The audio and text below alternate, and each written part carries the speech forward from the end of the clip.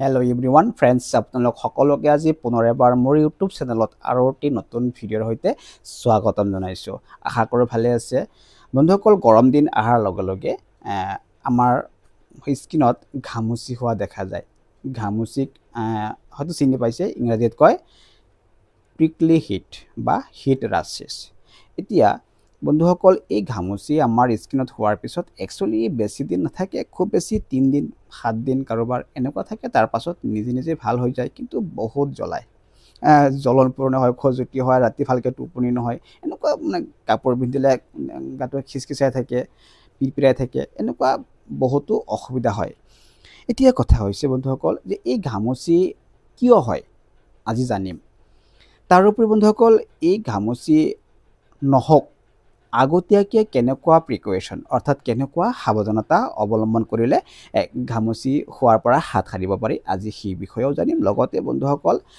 একেবাৰে সহজলভ্য কেইটামান হোম ৰেমেডিৰ বিষয়েও আজি আলোচনা কৰিম গতিকে ভিডিঅ'টো স্কিপ নকৰি সম্পূৰ্ণৰূপে চাব আপোনালোকৰ হয়তো ফায়দা হ'ব ঠিক আছে এতিয়া কথা হৈছে প্ৰথম আহক জানো যে ঘামুচি কিয় হয় একচুয়ালি বন্ধুসকল গৰম আৰু সেমেকা পৰিৱেশত আমাৰ যিবিলাক নলিয়েদি স্কিনৰ যিবিলাক ফুটা দি ঘাম ওলাই আহে সেইবিলাক ফুটা যেতিয়া বন্ধ হৈ যায় ব্লক হৈ যায় তেতিয়া ঘামুচি হয় কাৰণ যেতিয়া আমাৰ ঘাম ওলাই আহে নলিবোৰেদি সেই ঘামৰ লগত নিমখ জাতীয় বা তেনেকুৱা তেলেতীয়া বা আপোনাৰ এঠা জাতীয় কিছুমান বস্তু ওলাই আহে ঘামৰ লগত আৰু সেইখিনি কি হয় সেইখিনি আমাৰ সেই নলিবোৰ ব্লক কৰি দিয়ে তেতিয়া কি হয় আমাৰ এই সৰু সৰু গুটি গুটি নিচিনা হয় যাক আমি ঘামুচি বুলি কওঁ ঠিক আছে এতিয়া বন্ধুসকল যে এই ঘামুচি আপোনাৰ মোৰ নহওক আমি কি উপায় বা কেনেকুৱা সাৱধানতা ল'লে আমি হাত সাৰিব পাৰিম একচুয়ালি আমি গৰম দিনত মানে পৰ্যাপ্ত পৰিমাণে পানী খাব লাগে কাৰণ পানীয়ে আমাৰ যেটো আৰ্দ্ৰতা স্কিনৰ সেইখিনি বজাই ৰাখে বা এডজাষ্ট কৰি ৰাখে তাৰোপৰি বন্ধুসকল ঘামুচি নহবলৈ আমি যিখিনি উপায় বা যিখিনি সাৱধানতা মই এতিয়া ক'বলৈ গৈ আছো সেইখিনি আপোনালোকে জানে তথাপিও মই অকমান সোঁৱৰাই দিছো প্ৰথম কথা হৈছে আপুনি লাইট আৰু লুজ ফিটিং কটন কাপোৰ পিন্ধিব লাগিব ঠিক আছে কাৰণ কটন কাপোৰ পিন্ধিলে কি হ'ব আমাৰ বডিত বা স্কিনত বতাহৰ যেটো আহজা সেইখিনি ঠিক থাকিব আৰু কটন কাপোৰে আপুনি চাব আমাৰ যেটো ঘাম ওলাই সেইখিনি খুব সোনকালে শুহি লয় চাবচোন এনেকুৱা হয় না নাই যে আপুনি টি-শাৰ্ট পিন্ধিলে চাবচোন যিখিনি টি-শাৰ্টৰ বাহিৰত ওলাই থাকে হাত বা যিখিনি ডিঙিখিনি যিখিনি ওলাই থাকে আপুনি চাবচোন সেই ওলাই থকা অংশত কিন্তু প্ৰথম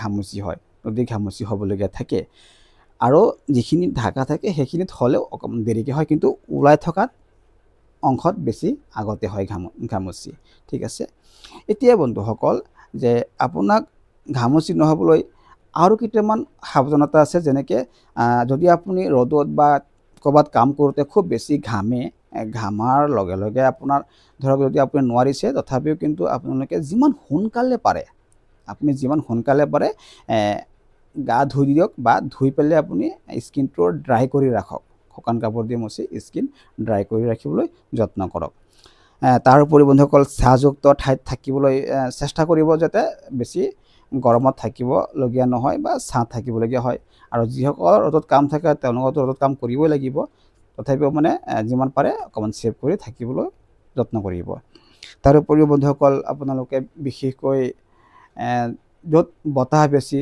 তেনেকুৱা ঠাইত থাকিবলৈ চেষ্টা কৰিব লাগিব বন্ধুসকল এই ঘামুচি বাচ্চাৰো হয় বাচ্চাৰ কিয় হয় এই তেনেকুৱা অসাৱধানতা মানে অভাৰ ড্ৰেছ যদি বাচ্চাক অভাৰ ড্ৰেছ কৰোৱা হয় তেতিয়া কিন্তু বাচ্চাৰ ঘামুচি হোৱা দেখা যায় যি কি নহওক ধৰক আপোনাৰ কিবা নহয় কিবা কাৰণত ঘামুচি হৈ গ'ল এতিয়া আপুনি কি কৰিব ডক্টৰে ৰিকমেণ্ড কৰা কিছুমান অভাৰ দা কাউণ্টাৰ অৰ্থাৎ OTC প্ৰডাক্ট আপুনি ব্যৱহাৰ কৰিব পাৰে যিবোৰ প্ৰডাক্ট ডক্টৰেও ৰিকমেণ্ড কৰে যেনেকৈ আপোনাৰ হাইড্ৰকৰ্টিছন জাতীয় ক্ৰীম আপুনি ব্যৱহাৰ কৰিলে আপুনি ঘামুচিৰ পৰা খুব সোনকালে উপশম লাভ কৰিব বন্ধুসকল এই হাইড্ৰকৰ্টিচিন যিবিলাক ক্ৰীম আছে সেইবিলাক বাচ্চাক ব্যৱহাৰ কৰিব নালাগে যদিও বা কৰে আপুনি এজন পেডিয়াট্ৰিকৰ পৰামৰ্শ লৈ ল'ব ঠিক আছে। তাৰোপৰি আপুনি বন্ধুসকল কেলামাইন লোচনো ডক্টৰে মানে আপোনাৰ ৰিকমেণ্ড কৰে, প্ৰেছক্ৰাইব কৰে। তেনেকুৱা কেলামাইন লোচনো আপুনি ব্যৱহাৰ কৰিব পাৰে। একচুৱেলি কেলামাইন লোচনটো খুবেই ভাল, কিয় এইটো এটা নেচাৰেল হোম ৰেমেডি বুলি ক'ব পাৰি। নেচাৰেল হোম ৰেমেডি কেলামাইন লোচন, সেইটো আপোনালোকে ব্যৱহাৰ কৰি পেলাইও আপোনালোকৰ তেনেকুৱা ঘামচিৰ পৰা উপশম লাভ কৰিব পাৰিব। বন্ধুসকল যদি আপোনাৰ ইচিংটো বেছি হয়, বেছি খজুতি হয়, তেতিয়াও কিন্তু সেই ডক্টৰে ৰিকমেণ্ড কৰা কিছুমান কি হয় আপোনাৰ এণ্টিহিষ্টামাইন টেবলেট পোৱা যায়। এণ্টিহিষ্টামাইন জাতীয় টেবলেট আপোনালোকে ব্যৱহাৰ কৰিও তেনেকুৱা খজুতিৰ পৰা আপোনালোকে উপশম লাভ কৰিব পাৰিব। বন্ধুসকল ঘৰুৱা উপায়েৰেও আমি ঘামচিৰ চিকিৎসা কৰিব পাৰোঁ। ঘৰুৱা যিখিনি উপায় আপুনি ল'ব লাগিব ৰেমেডি, মই আজি কেইটামান ঘৰুৱা হোম ৰেমেডিৰ বিষয়ে ক'ম।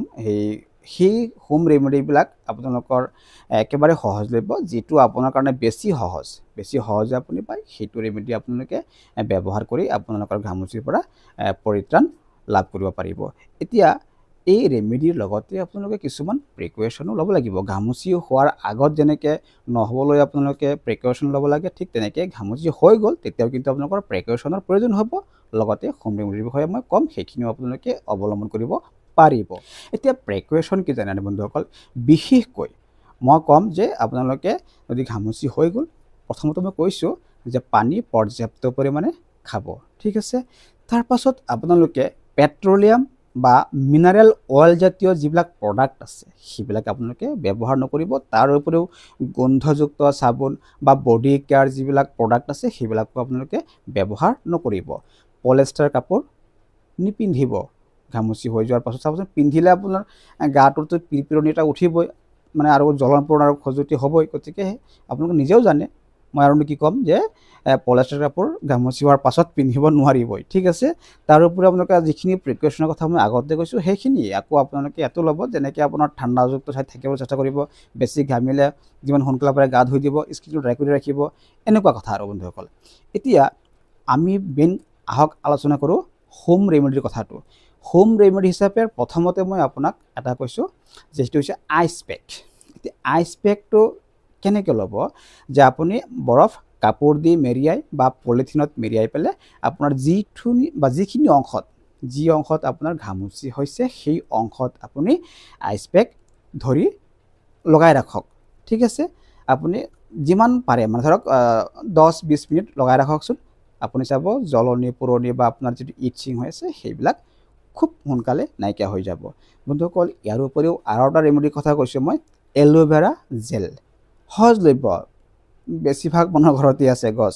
আপুনি এল'ভেৰা জেল যিটো বিজলটো সেইখিনি অকণমান লৈ পেলাই আপোনাৰ গোটেই গাত তেলৰ নিচিনা বা ক্ৰীমৰ নিচিনা সানি লৈ পেলাই আপোনালোকে 20 মিনিটমান ৰখি লৈ তাৰ পাছত নৰ্মেল পানী দি গা ধুই দিয়ক, ঠিক আছে। এনেকুৱা কৰিলেও আপুনি ঘামচিৰ পৰা যথেষ্ট উপশম লাভ কৰিব।